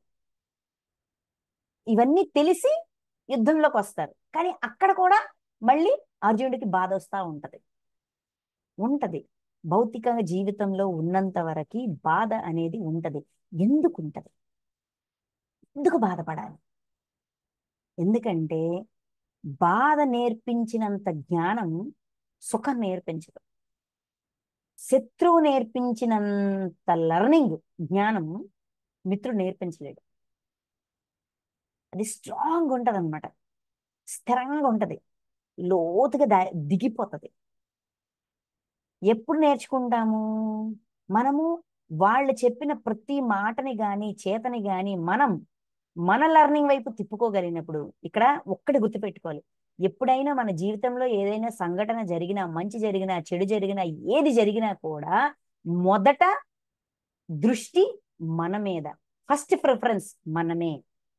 ఇక్కడ నేనేం చేస్తే నాకు ఇది వచ్చింది, ఇక్కడ నా పాత్ర ఏంటి, నా లోపం ఏంటి. ఎప్పుడైతే నా దృష్టి ఫస్ట్ నా వైపు మళ్లించుకుంటానో నేను పొరబడను, మోహంలోకి వెళ్ళను, నన్ను నేను వెనకేసుకురాను. పక్కవాడు తప్ప అయ్యే ఉండొచ్చు, అయినా కూడా ఎందుకు ఆ తప్పుకు నేనెందుకు బలయ్యాను? అది కూడా ఒక ప్రశ్నే కదా, అది కూడా ఒక పాయింటే కదా. పక్కవాడి గుణానికి నేనెందుకు బలవ్వాలి, నేను ఎందుకు బలయ్యాను? అది కూడా మనం తెలుసుకోవాలి. ఎదుటివాడిని తప్పు పట్టే ముందు నా దగ్గర నా సైడ్ నుంచి నేను ఏ చెక్కింగ్లు చేయాలి, ముందు అన్ని చెక్కింగ్లు చేసేయాలి, తర్వాతే next point. Checking checking checking checking అవసరం. ఆధ్యాత్మిక ఎదుగుదలకి ఆత్మ పరిశీలన చాలా అద్భుతంగా సహాయం చేస్తాది. నెక్స్ట్, ఇదివరకే నాచే చంపబడ్డ భీష్మ, ద్రోణ, జయద్రథ, కర్ణాది యుద్ధ వీరులందరినీ నీవు సంహరింపుము. వీళ్ళందరినీ సంహరించు, భయపడకు. రణరంగంలో శత్రువుల్ని తప్పక జయించగలవు కనుక యుద్ధం చేయుము. డిజైన్ చేయబడింది, చాయిస్ ఇవ్వబడింది. అయితే వాళ్ళందరూ ఆల్రెడీ కాల ప్రవాహంలో వాళ్ళు ఈ యుద్ధంలో బాడీ వెకేట్ చేస్తారనే క్లారిటీ ఇచ్చేశారు. అయితే ఇప్పుడు నువ్వు యుద్ధం చేసినా చెయ్యకపోయినా, కత్తి పట్టినా పట్టకపోయినా, గాంధీవం ఎత్తినా ఎత్తకపోయినా, వాళ్ళ అంతం అనేది decided, decision made, designing completed. అది చెప్తూ, అది చెప్పాక అదంతా ఆ మాటలు వింటూ సంజయుడు ఏం చెప్తున్నారు చూద్దాం. నెక్స్ట్ 35. సంజయుడు పలికెను, ఓ రాజా, శ్రీకృష్ణ పరమాత్మ యొక్క ఈ మాటలు విని అర్జునుడు వణుకుచు చేతులు జోడించి నమస్కరించెను. మరలా మిక్కిలి భయముతో ప్రణమిల్లి గద్దద స్వరముతో తడబడుచు శ్రీకృష్ణుని స్తుతింపసాగెను. మనం ఎంత ధైర్యంగా ఉన్నా చావును చూసినప్పుడు, హింసను చూసినప్పుడు మనకి ఒళ్ళు గగురు పొడచదా, బాధ అనిపించదా, వణికిపోమా? అది అర్జునుడి పరిస్థితి. ఇదంతా విన్నాక అర్జునుడు అప్పుడు మళ్ళీ వినయంతో ఆ చేతులు జోడించి నమస్కరించి మరలా మిక్కిలి భయంతో భయపడుతూ దండం పెట్టి ఈ విధంగా చెప్తున్నారంట. అర్జునుడి యొక్క యాక్షన్ ఏం చేస్తున్నారు, అతను ఎలా ప్రవర్తిస్తున్నారు అనేది ఇక్కడ మనకు సంజయుడు చెప్తున్నారు. అర్జున ఉవాచ 36. అర్జునుడు పలికెను, ఓ అంతర్యామి కేశవా, నీ నామ గుణ ప్రభావములను కీర్తించుచు జగత్తు హర్షాదిరేకములతో అనురాగములతో ఉప్పొంగిపోవుచున్నది. జగన్నివాస, ఓ అంతర్యామి కేశవ, అంతరంగంలో ఉన్న పరమాత్మ, నీ నామ గుణములను కీర్తించుచు, నీ నామాన్ని గుణాన్ని కీర్తించుతూ పొగుడుతూ వేయేలా పొగుడుతూ జగత్తు హర్షాతిరేకం, జగత్తు మురిసిపోతుంది, చాలా సంతోషిస్తుంది, అనురాగంతో ఉప్పొంగిపోతుంది. మీ పట్ల అనురాగం ప్రేమతో ఉప్పొంగిపోతుంది జగత్తంతా. ఇది సముచితము, ఇది కరెక్టే, ఇది 100% ఇలానే ఉండాలి. భయగ్రస్తులైన రాక్షసులు నలుదిక్కులకు పారిపోచున్నారు. ఆ దివ్యత్వం అర్థం కాని వాళ్ళు, ఆ జ్ఞానం లేని వాళ్ళు, ఆ అవగాహన లేని వాళ్ళు పారిపోతున్నారు. సిద్ధగణముల వారెల్లరూ ప్రణమిల్లుచున్నారు. సిద్ధులు, గంధర్వులు, యక్షులు, ఇవి ఈ కేటగిరీలు అంతా కూడా దండం పెడుతున్నారు, ప్రణమిల్లుచున్నారు. ఆ గౌరవం, ఆ స్థితి తెలిసి గౌరవ మర్యాద ఇస్తున్నారు. ఓ మహాత్మా, నీవు సర్వశ్రేష్ఠుడవు, సృష్టికర్త అయిన బ్రహ్మకే మూలకారకుడవు కనుక వారు అంటే సిద్ధాదులందరూ నీకు నమస్కరింపక ఎట్లుండగలరు? మీరు బ్రహ్మ, సృష్టికర్త అయిన బ్రహ్మకే మూలకారకులు కనుక వీళ్ళందరూ అంటే సిద్ధగణాలందరూ నమస్కరిస్తున్నారు అన్నారు కదా. మీరు బ్రహ్మకే సృష్టికర్త అయినప్పుడు మిమ్మల్ని ఎలా నమస్కరించకుండా ఉండగలరు? వాళ్ళని సృష్టించిన ఆయనకే మీరు సృష్టికర్త అయినప్పుడు మిమ్మల్ని ఎలా దండం పెట్టకుండా ఉంటారు అని చెప్తూ, ఓ అనంత, ఓ దేవేశ, ఓ జగన్నివాస, సత్ అసత్తులు నీవే. సత్తు అంటే ఉన్నది, అసత్తు లేనిది అంతా నీవే. వీటికంటేను పరమైన అక్షర స్వరూపుడవు అనగా సచిదానంద ఘన పరబ్రహ్మవి నీవే. ఇంకొంచెం అర్థమవుతుంది అర్జునుడికి. సత్తు అసత్తు రెండు మీరే, అక్షర స్వరూపుడు మీరే, నాశనం లేని స్వరూపము మీదే అని పొగుడుతూ చెప్తూ, అంటే అతని భావనలో, ఓ అనంత రూప, నీవు ఆదిదేవుడవు, సనాతన పురుషుడవు, ఈ జగత్తునకు పరమాశ్రయుడు. ఈ జగత్తు ఎవరినైనా ఆశ్రయించాలంటే నిన్నే ఆశ్రయించాలి. నీ ఆశ్రయంలోన ఉంది ఈ జగత్తంతా కూడా, నీ పర్యవేక్షణలో, నీ ఆ చల్లని చూపుల్లో అంటారు కదా, అలాగా ఉంది. సర్వజ్ఞుడవు, అన్నీ తెలుసు. అంటే ఆది ఏమంటాము, నిన్న ఈరోజు రేపు, భూత భవిష్యత్ వర్తమానంలో సర్వజ్ఞుడవు. సర్వలోకాల్లో జరిగేది తెలుసు, సర్వకాలాల్లో జరిగేది తెలుసు, అన్నీ తెలుసు. సర్వ వేద్యుడవు, పరంధాముడవు. ఈ జగత్తు అంతయు నీచే పరిపూర్ణమై ఉన్నది, పరిపూర్ణంగా ఉంది. పూర్ణత్వాన్ని సంతరించుకున్న ఒక అద్భుతమైన చైతన్యం. ఇంకా నీవే వాయుదేవుడవు, యముడవు, అగ్నివి, వరుణుడవు, చంద్రుడవు, ప్రజాపతి అయిన బ్రహ్మవు, బ్రహ్మకును జనకుడవు. నీకు వేల కొద్ది నమస్కారములు, మరలా మరలా నమస్కారములు, ఇంకనూ నమస్కారములు. ఇంకా ఆయన ఇంక ఇది మీరే, అది మీరే, అది మీరే, అన్ని మీరే, అన్ని రూపాలు మీవే. అంటే అన్ని రూపాల్లోనూ పరమాత్మని చూడడం ప్రారంభించారు, కృష్ణుణ్ణి చూడడం ప్రారంభించారు. ఆ అవగాహన ఇంకొక స్టెప్ పెరిగింది. నమస్కారంలో మరలా మరలా ఇన్ని రకాల, ఇంతమంది కదా, అందరికీ నమస్కారం, అన్ని నమస్కారాలు, మరలా మరలా నమస్కారాలు, మరలా మరలా నమస్కారం అని చెప్తూ, అనంత సామర్థ్యము గలవాడా, నీకు ఎదురుగా ఉండియు వెనక నుండి నమస్కరించుచున్నాను. ఎదురుగా ఉండి నమస్కరిస్తున్నాను, వెనక నుండి నమస్కరిస్తున్నాను. ఓ సర్వాత్మ, సర్వాత్మ, అందరిలో ఉన్న ఆత్మ, నీకు అన్ని వైపుల నుండి నమస్కారములు, అన్ని పక్కల నుంచి నమస్కారం చేస్తున్నాను. అన్ని పక్కల అంటే ఇక్కడున్నా, అక్కడున్నా, ఇక్కడున్నా, ఇక్కడ ఉండే, ఎక్కడ అన్ని దగ్గరలో ఉన్నది. ఎటువైపు తిరిగి నమస్కారం పెట్టాలా? మనకు ఒక మూఢత్వం ఉంటది కదా, ఇటువైపు తిరిగే చెయ్యాలి, అటువైపు తిరిగే చెయ్యాలి, ఇలా చేయకూడదు, అలా చేయకూడదు, ఇలా కొన్ని రూల్స్ పెట్టుకుంటాం. ఏం లేదు, అన్ని పక్కల భగవంతుడు ఉన్నాడు, అన్ని దిక్కులు మంచివే, అన్ని సమయాలు మంచివే, అన్నీ ఉన్నతమైనవే. ఒకటి తక్కువ ఒకటి ఎక్కువ అనేది అసలు లేని లేదు. ఓకే, సమానత్వం. అన్ని వైపుల నుండి నమస్కరిస్తున్నా, నమస్కారములు. ఏలనన అనంత పరాక్రమశాలివై నీవు జగత్తంతటను వ్యాపించి ఉన్నావు. అన్ని రూపములు నీవే, రూపాలన్నీ నీవే. ఆ ఏకత్వం అనుభూతి చెందుతున్నారు. మూఢత్వానికి ఆ ఇలాగా మనలో ఉన్న మూఢత్వం కానీ, మూర్ఖత్వం కానీ, అంటే మూఢ విశ్వాసాలని కానీ ఈజీగా క్లియర్ చేసుకోవచ్చు. ఎందుకంటే పరమాత్మ లేని చోటు లేదు, లేని సమయం లేదు, లేని చైతన్యం లేదు. ఈ విశ్వమంతా నిండి ఉన్నది ఆయనే. ప్రతి ప్రాణిలోనూ ఆ దైవాన్ని చూడగలగడం, ఎప్పుడైతే చూడడం నేర్చుకుంటామో, దైవంగా భావించడం నేర్చుకుంటామో, ఆటోమేటిక్గా మనం మూఢ విశ్వాసాలన్నింటినీ తీసిపారేస్తాం. ఎందుకంటే ఒక ఒక పురాణంలో కానీ దేంట్లో కానీ ఒక ఒక మనకొక సందేశం ఇచ్చారు అంటే దాని వెనక లోతైన ఆంతర్యం ఉంటది. బాహ్యాన్ని పట్టుకుంటాం, అంతరాన్ని పట్టుకోం. వేదాల్లో ఉన్న పైన భోగాలకి సంబంధించినవే చూస్తారు కానీ లోతుల్లోకి వెళ్తే జ్ఞానం ఉంటుంది. ఎవరు లోతుల్లోకి వెళ్ళి చూడరు అని చెప్పారా లేదా? అందుకే నెక్స్ట్, నీ మహిమను ఎరుగక, ఇవన్నీ అర్థమైంది కదా అర్జునుడికి. ఆయన యొక్క స్థితి, ఔన్నత్యం, సామర్థ్యం, జ్ఞానం, ఆ వికాసం, ఇవన్నీ అర్థమయ్యాయి కదా. ఎన్ని చెప్పారు చూడండి. ఆ బ్రహ్మ మీరే, విష్ణు మీరే, గురువులు మీరే, ఇది మీరే, అది మీరే, ఇవన్నీ చెప్పారు కదా. చెప్పాక అర్జునుడికి ఒక డౌట్ వస్తుంది, ఒక క్లారిఫికేషన్ చేసుకుంటారు, ఒక క్షమాపణ చెప్పుకుంటారు అనమాట. చూద్దాం.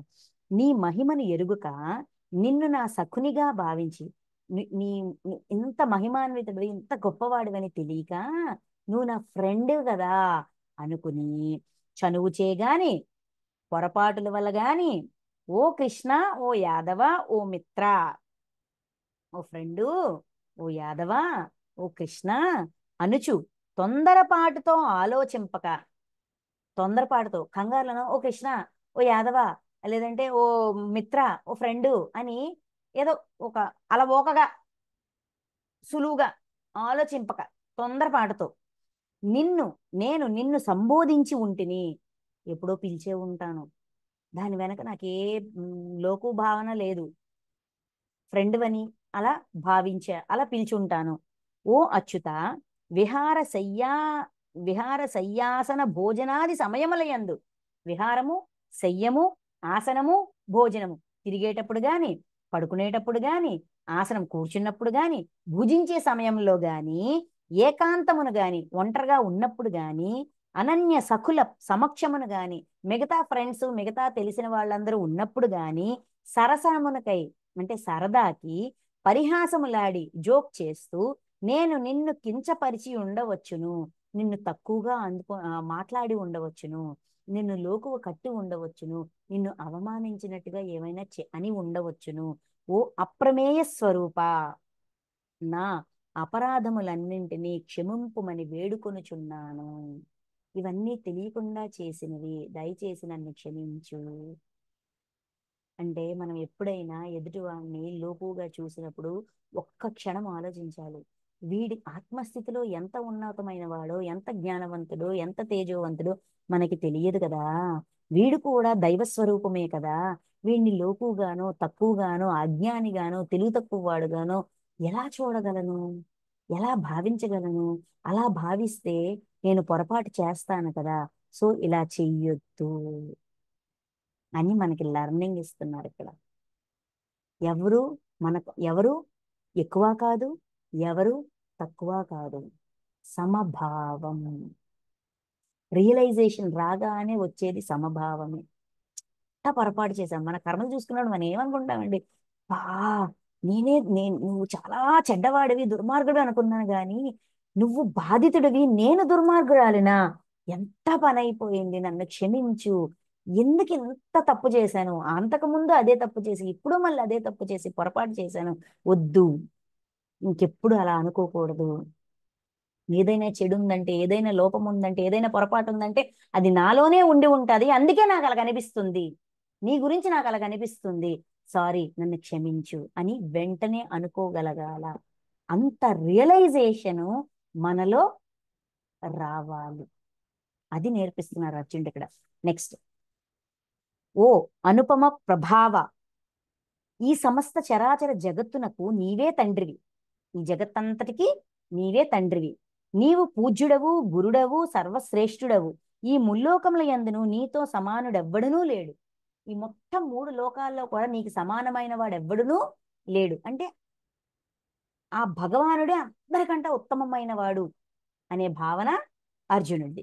ఇంకా నీకంటే అధికుడు ఎట్లుండును, నీకంటే గొప్పవాడు ఎక్కడ ఉంటారు, నీతో సమానమైన వారే లేనప్పుడు నీకంటే గొప్పవాడు ఎక్కడ ఉంటాడు, ఉండే అవకాశమే లేదు. అర్జునుడి మనోగతం. కనుక ఓ ప్రభు, నా శరీరమును నీ పాదాల కడ నిడి, నా శరీరాన్ని నీ కాలు దగ్గర పెడుతున్నా, సాష్టాంగముగా ప్రణమిల్లుచున్నాను, సాష్టాంగ ప్రణామం చేస్తున్నా, అంటే సర్వస్య శరణాగతి అవుతున్నా. స్థవనీయుడవు, సర్వేశ్వరుడు అయిన నీవు నాయందు ప్రసన్నవగుటకై నిన్ను ప్రార్థించుచున్నాను. నా వల్ల జరిగిన పొరపాట్లన్నిటినీ క్షమిస్తూ నా యందు ప్రసన్నతతో శాంతంగా ఉండాలని నేను కోరుకుంటున్నాను, ప్రార్థిస్తున్నాను, వేడుకుంటున్నాను. దేవా, కుమారుణ్ణి తండ్రి క్షమించినట్లు, మిత్రుడు క్షమించినట్లు, భార్యను భర్త క్షమించినట్లు నా అపరాధములను నీవు క్షమింపుము. తెలిసి తెలియక చేసిన అపరాధాలని ఇలాగా భార్యని భర్త క్షమించినట్టు, తండ్రి బిడ్డను క్షమించినట్టు, ఒక మిత్రుడు ఇంకో మిత్రుడిని క్షమించినట్టు అలాగ భావించి నన్ను క్షమించు అని క్షమాపణలు కోరుతూ మునుపు ఎన్నడనూ చూడని ఆశ్చర్యకరమైన ఈ రూపమును గాంచి మిక్కిలి సంతసించితని. ఇంతవరకు ఎప్పుడు చూడని ఈ రూపాన్ని చూసి నాకు చాలా సంతోషం కలిగింది, కానీ భయముచే నా మనస్సు కలవరపాడుచున్నది అని భయం కూడా వేస్తోంది. కనుక దేవేశ, చతుర్భుజయుక్తుడవై విష్ణు రూపముతోడనే నాకు దర్శనమిమ్ము, జగన్నివాస ప్రసన్నుడవు కమ్ము. 4 చేతులు ఉన్న ఆ రూపాన్ని చూడాలనుంది, ఆ రూపంలోకి వచ్చేసయ్యండి, నాకు అలాగ దర్శనం ఇవ్వండి ప్లీజ్ అని రిక్వెస్ట్ చేసుకుంటారు. కిరీటమును గదను శంఖచక్రములను ధరించిన నీ రూపము చూడగోరుచున్నాను. ఓ సహస్రబాహో విరాట్ రూప, నీ చతుర్భుజ రూపమును నాకు చూపించుము. కిరీటంతో, శంఖంతో, గదతో, చక్రంతో, వీటన్నిటితో ఉన్న రూపాన్ని చూడాలనుకుంటున్నాను. అంటే భగవంతుడు ఈ విధంగా ఉంటారు, విష్ణు యొక్క స్వరూపం ఇది అనేది ఆల్రెడీ అర్జునుడికి ఒక విషయం తెలుసు. దీనికి సంబంధించి ఇలా ఉంటది. ఇప్పుడు మనకు కూడా ఫోటోల్లోనా, దేవుడి ఫోటోల్లోనా అలా ఆ రూపం ఉంటది కదా, అదే మన మైండ్ లో ఉంటది. సో ఆ రూపాన్ని చూడాలనుకుంటున్నాను. ఈ రూపాన్ని చూసి చాలా సంతోషం ఉంది, కానీ కొంచెం భయం కూడా ఉంది. కానీ ఆ రూపం చూపించరా ప్లీజ్ అని రిక్వెస్ట్, నన్ను క్షమించండి అని వేడుకుంటున్నారు. క్షమాపణ అడిగారు, కోరికని తెలియజేశారు. అప్పుడు భగవాను వాచ 47. ఓ అర్జున, నీపై గల అనుగ్రహమున నా యోగశక్తి ప్రభావముతో నీకు నా విరాట్ రూపమును ప్రదర్శించితిని. అది మిక్కిలి తేజోమయమైనది, అనంతమైనది, ఆద్యమైనది. దీనిని నీవు తప్ప ఇంతకు ముందు ఎవ్వరునూ చూచి ఉండలేదు. నీపై గల అనుగ్రహమున అంటే అర్జునుడి పట్ల ఉన్న ఆ ప్రేమ వల్ల, ఆ అర్జునుడి హృదయంలో ఉన్న ఆ కరుణ వల్ల అనుగ్రహించి యోగశక్తి ప్రభావముతో, యోగశక్తితో ఈ విరాట్ స్వరూపమును ప్రదర్శించితిని, చూపించాను. అది మిక్కిలి తేజోమయమైనది అంటే దివ్యత్వంతో నిండి ఉన్నది, దివ్యత్వంతో నిండి ఉన్నది, అనంతమైనది, ఆద్యమైనది. దీన్ని నీవు తప్ప ఇంతకు ముందు మరి ఎవ్వరూ చూడలేదు. అంటే ఇంతకు ముందు అంటే అక్కడికి ఆ రోజు, ఆ విశ్వరూప సందర్శనం జరిగిన రోజు వరకు ఎవ్వరికి ఈ రూపం యొక్క దర్శనం అనేది జరగలేదు అని చెప్తూ, ఓ అర్జున, వేదాధ్యయనముల వల్ల చేయగాని, ఆ యజ్ఞాచరణములు చేయగాని, దానములు చేయగాని, తపశ్చర్యలు చేయగాని, తదితర పుణ్య కర్మలు చేయగాని ఈ మానవ లోకమున నా ఈ విశ్వరూపము నీకు తప్ప మరెవ్వరికి నీ చూడ సఖ్యము కాదు.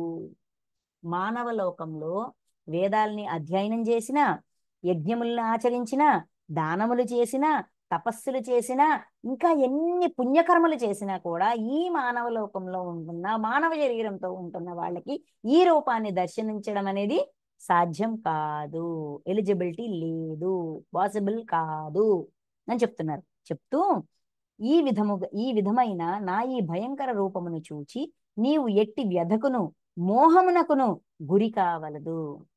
మోహానికి గురి అవ్వద్దు, అంటే అపార్థము చేసుకోవద్దు, ఇదే కావాలి అనే అటాచ్మెంట్ లోకి వెళ్ళొద్దు, బాధపడొద్దు, ఏమి ఆలోచించొద్దు. భయమును వీడు, భయాన్ని వదిలి ప్రసన్న చిత్తుడివై ప్రశాంతమైపోయి శంఖ చక్ర గదా పద్మములతో వెలసిల్లుచున్న నా చతుర్భుజ రూపమును మరలా చూడుము. ఈ చతుర్భుజాలు, నాలుగు చేతులు ఉన్న రూపం కోరావు కదా, ఆ రూపాన్ని మరలా చూడు అని చెప్పి రూపాన్ని మారుస్తారనమాట. అప్పుడు సంజయుడు చెప్తున్నారు. సంజయుడు పలికెను, వాసుదేవుడు ఈ విధముగా పలికి అర్జునునకు తన చతుర్భుజ రూపమున దర్శనమిచ్చెను.